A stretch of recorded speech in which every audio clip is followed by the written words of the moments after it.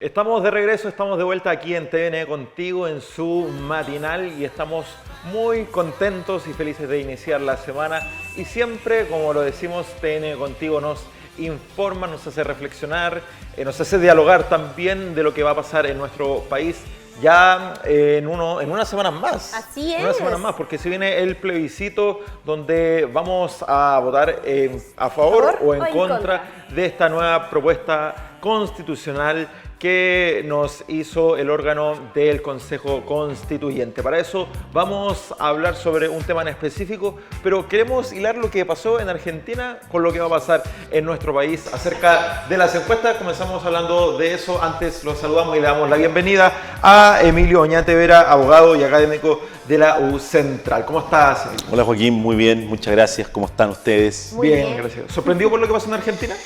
Sorprendido, diría yo, por la diferencia, ¿no? Por la distancia que hubo entre Milei y Massa, ¿no? La verdad es que uno ha podido ver, qué sé yo, los diarios, la información, las encuestas, ¿no? Y daban cuenta de una elección mucho más estrecha. Exacto. Y la verdad es que hay una diferencia bien importante, más de 10 puntos, ¿no? Esos son muchos millones, miles de votos, ¿no? Y yo creo que eso da cuenta también un poco del hastío, ¿no? De la desconfianza hacia las instituciones y hacia los gobiernos sucesivos que ha tenido Argentina, claro. Y en el fondo creo que Milei encarnó esta lógica del cambio, ¿no? Yo creo que va a ser un gobierno complejo. Hay que pensar que el peronismo, ¿no? El kirchnerismo tiene toda una base social, una estructura. Exacto. Que probablemente va a establecer reivindicaciones al gobierno de Milei. Milei, por otro lado, en la campaña prometió hacer transformaciones o reformas bien radicales, bien extremas para estabilizar la economía. Los especialistas dicen que esto va a demorar del orden de 1 a 2 años estabilizar la economía en Argentina. Que viene con una inflación, pero así las es. Nubes. Yo creo que uno de la conclusión que puede sacar es que como está la política no solo en Chile, en Latinoamérica, en el mundo, uno nunca tiene que dejar de sorprenderse, ¿no? Y la importancia que es revitalizar el valor de lo público, de lo institucional.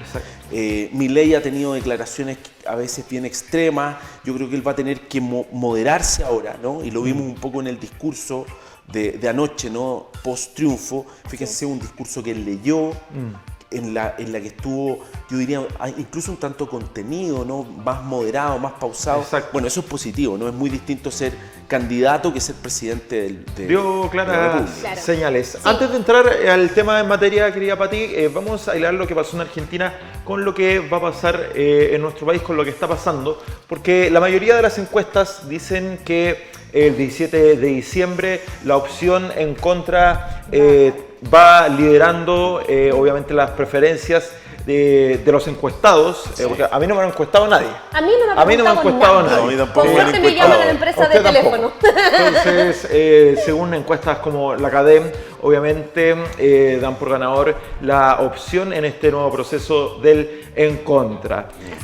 Uniéndolo a lo de la Argentina, la verdad que veíamos ciertas preferencias por Sergio Massa, vimos el debate también. Hasta los últimos días. Hasta los últimos días, Sí. La verdad que Massa iba a ganador por una pequeña diferencia. ¿Crees que puede pasar lo mismo en este proceso? A ver, lo que pasa, Joaquín, es que creo que son cuestiones distintas. Mira, primero, a propósito del debate de Massa-Milei, déjame detenerme ahí. Mira, yo tuve la posibilidad de ver este debate, ¿no? Parte importante del debate, no entero, pero parte importante del debate lo vi.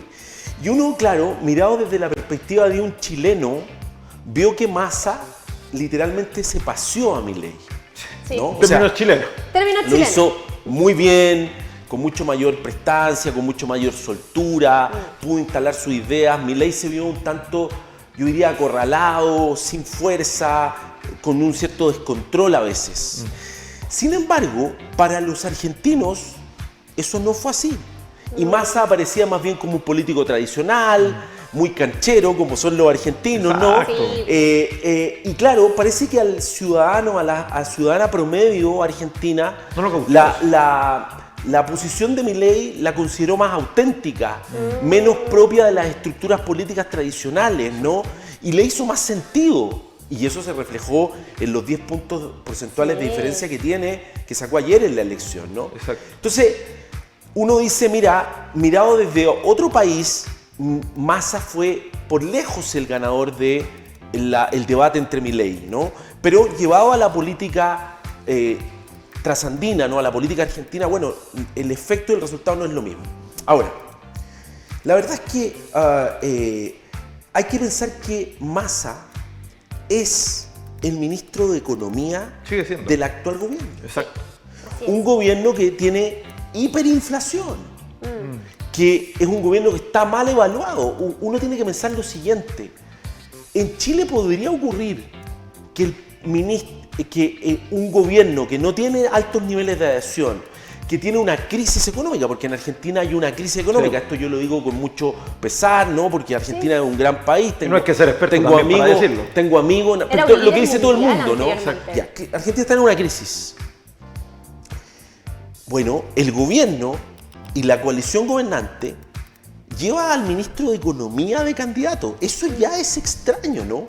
Imaginémonos estuviéramos en una crisis similar, ¿no? En un problema similar en Chile. ¿El gobierno llevaría de candidato al ministro que está a cargo de la economía o las finanzas cuando un país está mal económicamente? Ya eso es extraño, ¿no? Claro. Entonces, uno podría haber dicho, lo que yo creo que ocurrió con Massa es que él de alguna forma generó ciertas expectativas, pero si uno lo mira objetivamente, con el desgaste del kirchnerismo, con lo que se ha visto afectada Cristina Kirchner, el actual presidente Fernández de Argentina, la verdad es que era muy difícil que un gobierno, que una coalición de continuidad gobernante ganara en la elección. Lo que pasa es que, claro, se fueron generando expectativas porque Massa hizo un buen debate, porque tuvo una primaria con un número importante de votos, porque en la primera vuelta pudo ganar, ¿no? Pero fueron expectativas más bien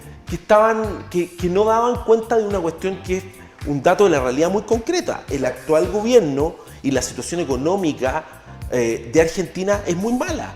Y Massa representaba la continuidad de eso. Ahora, volviendo al caso del proceso constitucional chileno, en el contexto en el que nos encontramos, mire, yo no conozco ninguna encuesta, no hay ni un estudio de opinión, ninguna encuesta, pequeña, mediana, grande, que diga que el a favor va a ganar.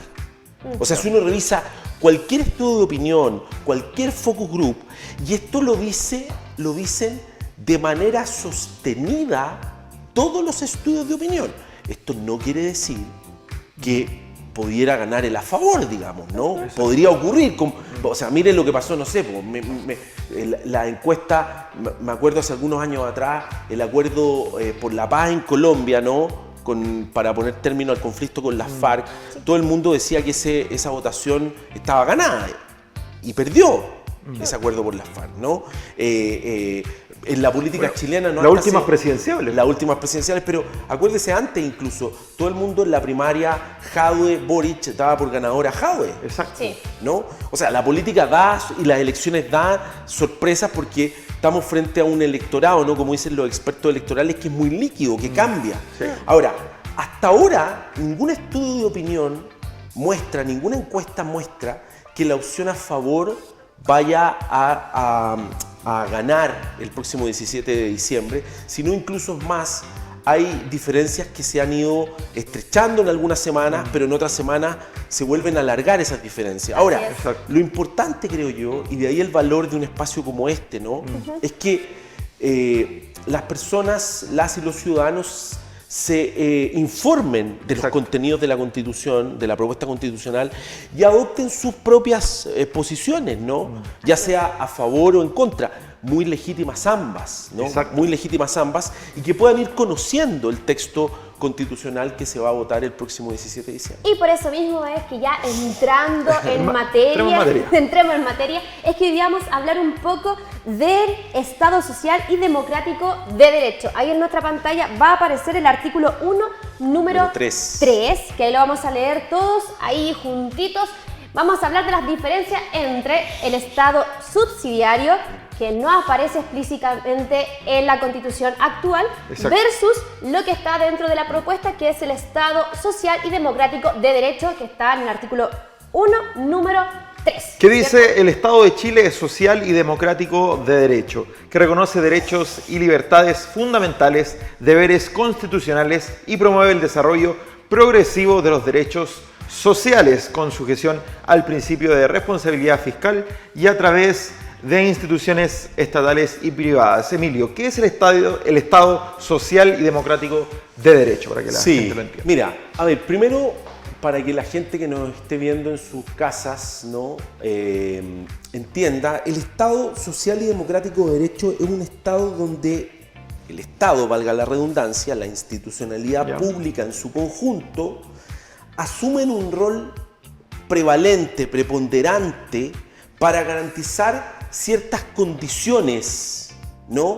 En la vida social, interviniendo en los distintos aspectos de esa vida social, económica, política, social, cultural.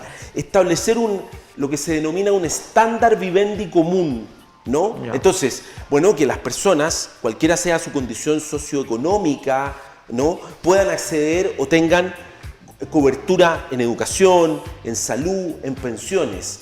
Por eso es que el Estado social y democrático de derecho, que es el Estado social en definitiva, establece condiciones mínimas para que las y los ciudadanos puedan tener cobertura, pero no solo promoviendo que los privados, los particulares puedan desarrollar esas actividades o prestaciones sociales, sino que teniendo un rol preferente, ¿no? De avanzada, y por lo tanto estableciendo mecanismos que garanticen esa cobertura mínima de derechos sociales. Perfecto. El Estado social y democrático de derecho, para que la gente no se confunda, no quiere decir que vamos a tener el Estado en la casa, ¿no? O metido en nuestro living, ¿no? Sino que el Estado social y democrático supone entonces que este Estado se asegura de resguardar ciertas condiciones sociales mínimas. Y hay que decir que surge este Estado social y democrático de derecho en Alemania, y la Constitución alemana consagra un Estado social y democrático de derecho hace muchos años. En Latinoamérica, la Constitución colombiana es una Constitución que consagra el Estado social y democrático de derecho. La Constitución española de 1978 consagra un Estado social y democrático de derecho. ¿Por qué estoy dando estos ejemplos? Porque no quiere decir que un gobierno que sea de derecha o de centro derecha no pueda gobernar con un Estado social y democrático de derecho, ¿no? O sea, el Estado social y democrático de derecho es un modelo de Estado que le impone de alguna forma al Estado un deber prevalente en la cobertura de los derechos sociales y de prestaciones básicas, ¿no? A los cuales la comunidad puede acceder, ¿no? Y eso es muy importante, creo yo, para un país como el nuestro, que todavía tiene importantes niveles de desigualdad o de inequidad, ¿no? Sí, ya explicó claramente qué es el Estado social democrático de derecho, pero ahora, anteriormente, en la Constitución vigente de hoy se habla de un Estado subsidiario, pero no está explícitamente ahí escrito. ¿Nos puede explicar un poco de qué se trata? La diferencia también. El Estado subsidiario es una noción que efectivamente está vigente en el actual texto constitucional, pero que está vigente no expresamente, está implícitamente, por así decirlo, en el interlineado constitucional, ¿no? Del actual texto. ¿En qué sentido? En que la Constitución vigente de alguna forma establece un rol prevalente de los privados, de los particulares. Por eso promueve el libre emprendimiento, la actividad privada, lo que por supuesto no es malo, ¿no? El punto es cuál es el rol que juega el Estado frente al otorgamiento de prestaciones básicas y a la cobertura de derechos sociales. La Constitución vigente no le otorga un rol prevalente al Estado, más bien hace que el Estado intervenga cuando, y ahí está el principio de subsidiariedad, cuando los privados no pueden intervenir o no quieren hacerlo. En ese caso interviene el Estado. Y por eso es que, si ustedes lo piensan, en Chile, desde la década de los 80, desde la vigencia de la actual Constitución en adelante, muchas prestaciones básicas pasaron desde el Estado a privados. ¿No? No estoy aquí haciendo ningún juicio de valor, pero